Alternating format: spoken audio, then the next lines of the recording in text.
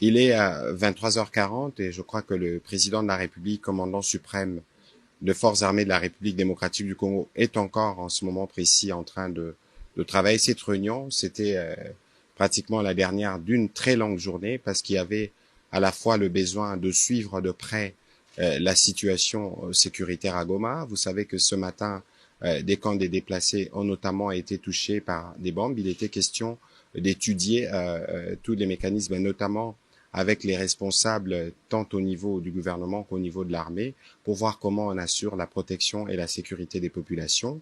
Parallèlement à cela, vous avez suivi qu'il y avait aujourd'hui la demande de la République démocratique du Congo, une réunion publique du Conseil de sécurité qui s'est tenue spécialement ce dimanche, où la ministre d'État, ministre des Affaires étrangères, a eu l'occasion de présenter la situation globale et c'est que la République démocratique du Congo souhaite.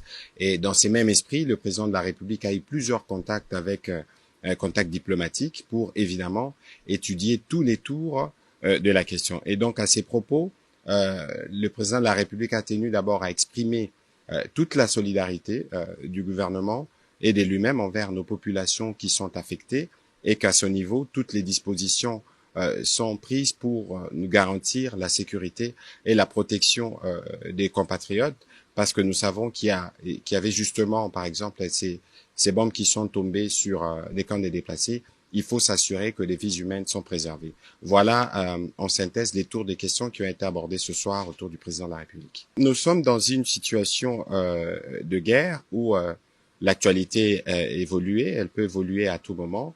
L'idée ici, c'était de regarder qu'est-ce que nous devons faire pour assurer que nous avons protégé nos populations.